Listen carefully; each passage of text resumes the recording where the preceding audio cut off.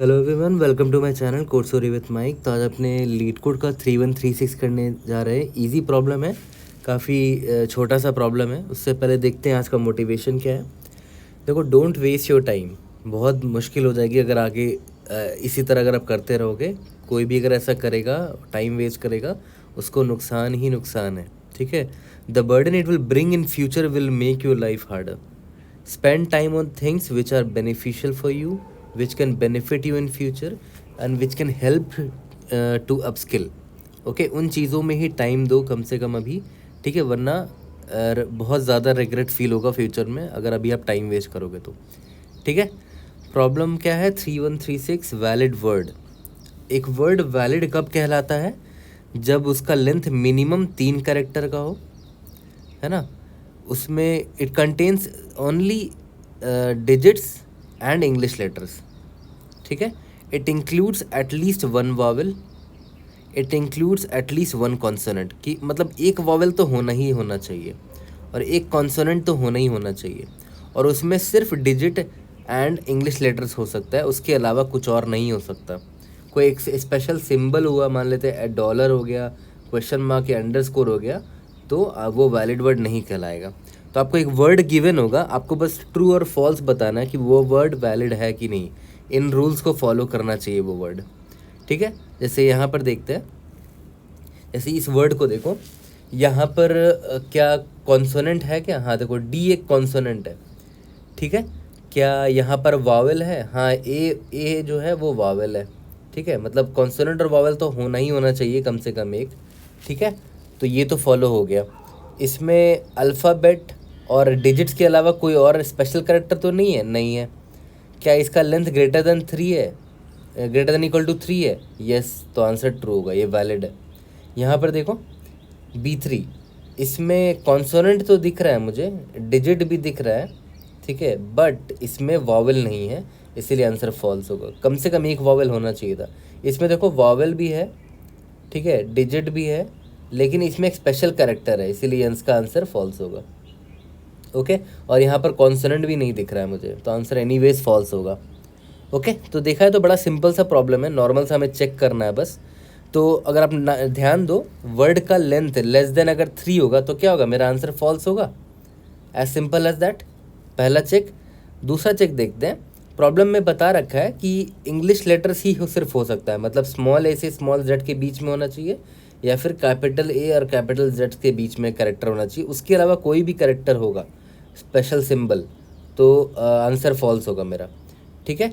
और अगर वो अल्फ़ाबेट है तो चेक कर लो, वावल होना चाहिए, कम से कम एक वावल होना चाहिए और कम से कम एक कॉन्सोनेंट होना चाहिए। ठीक है। और इंग्लिश लेटर के अलावा क्या था परमिसिबल? डिजिट परमिसिबल था, कि डिजिट भी हो सकता है ना। डिजिट 0 से 9 के बीच में होगा। ओके। और अब आते हैं कि भाई हम कैसे चेक करेंगे। पहला चेक तो हमें समझ में आ गया, वर्ड डॉट लेंथ। दूसरा है कि अल्फ़ाबेट अगर है, यानी कि ए से जेड या ए से कैपिटल ए से कैपिटल जेड के बीच में, तो बस चेक कर लो वॉवेल है कि नहीं। तो वॉवेल चेक करने के लिए क्या होना चाहिए? या तो ए ई आई ओ यू होना चाहिए स्मॉल लेटर्स में, या तो कैपिटल लेटर्स में। ठीक है, तो उससे अच्छा क्या है ना कि भाई स्मॉल लेटर और कैपिटल लेटर दोनों ना चेक करना पड़े।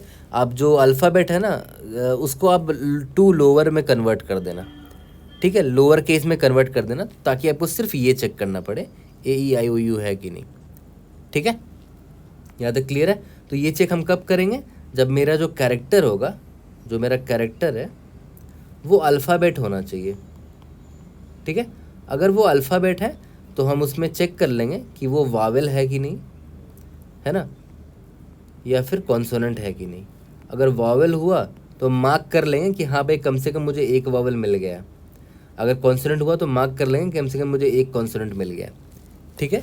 और आपको सिर्फ थोड़ा सिंप्लीफिकेशन के लिए टू लोअर में कन्वर्ट कर देना, ताकि आपका क्या हो जाए, मतलब आपको ये चेक ना करना पड़े कैपिटल लेटर, सिर्फ स्मॉल लेटर ही चेक करना पड़े। ठीक है, यहाँ तक क्लियर है? और आपको अगर चेक करना है कि वो अल्फ़ाबेट है, वो कैरेक्टर मेरा, जो मेरा कैरेक्टर है ये अल्फ़ाबेट है कि नहीं, तो अल्फ़ाबेट कोई भी कैरेक्टर कब कहलाएगा? इफ़ जो भी कैरेक्टर है वो greater than equal to a होना चाहिए, small a and less than equal to small z होना चाहिए, ठीक है। या फिर सेम कंडीशन यहाँ ऐसे लिख देना कि greater than equal to capital A and less than equal to capital Z।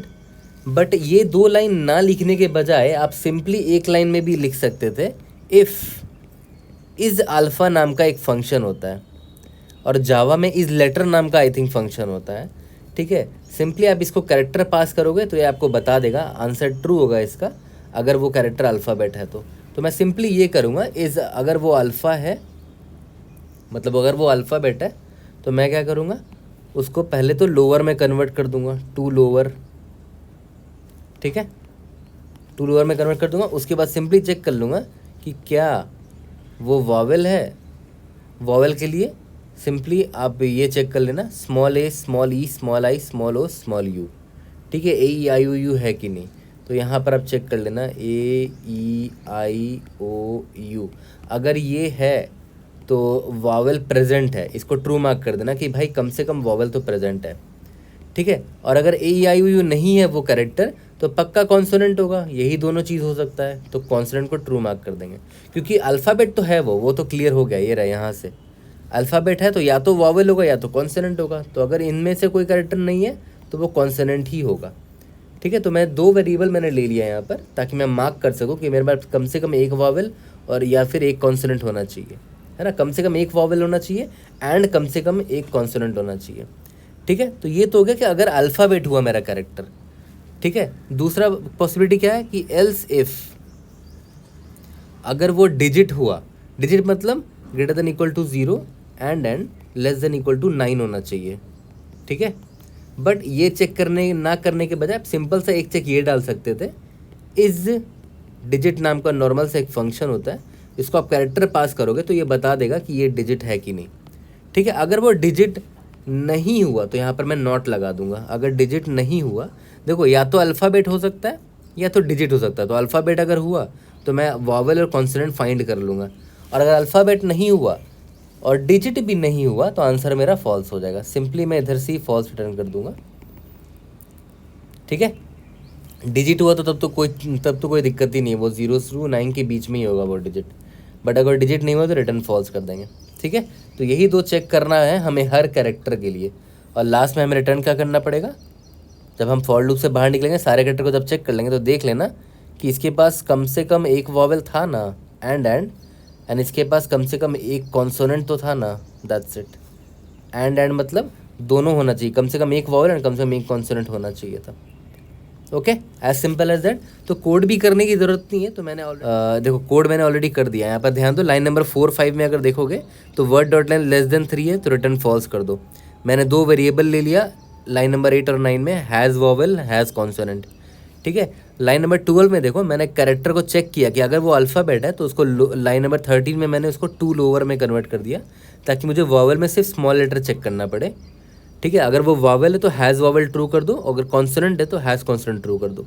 और अगर वो अल्फ़ाबेट नहीं हुआ तो लाइन नंबर 19 में देखो अगर वो डिजिट नहीं है, ठीक है, तो मैं रिटर्न फॉल्स कर दूंगा, ठीक है। लास्ट में जब सारे कैरेक्टर चेक हो जाएंगे तो बस देख लेना कम से कम एक वॉवेल एंड कम से कम एक कॉन्सोनेंट था ना मेरे पास, नहीं था तो फॉल्स हो जाएगा, अगर था तो रिटर्न ट्रू हो जाएगा, ओके।